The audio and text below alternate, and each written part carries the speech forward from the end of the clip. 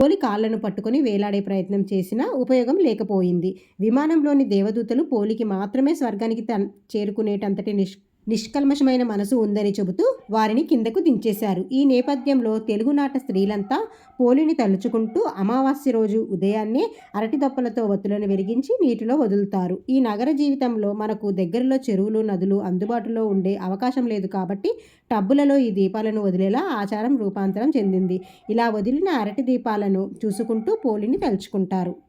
ఈ పోలీస్ వర్గం నాడు తెల్లవారుజామునే లేచి నదిలో స్నానం చేసి అరటి దొప్పలలో దీపములను వెలిగించి వదిలిపెట్టిన ఎడల కార్తీక మాసం అంతా తెల్లవారుజామున నదీ స్నానం ఆచరించినంత ఫలితం, దీపములు వెలిగించినంత ఫలితం వస్తుందని భక్తుల నమ్మకం.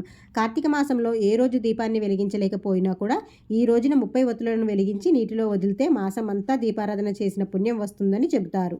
భగవంతుణ్ణి కొలుచుకోవడానికి కావలసింది శ్రద్ధే కానీ ఆడంబరం కాదని ఈ కథ ఆంతర్యం సూచిస్తుంది.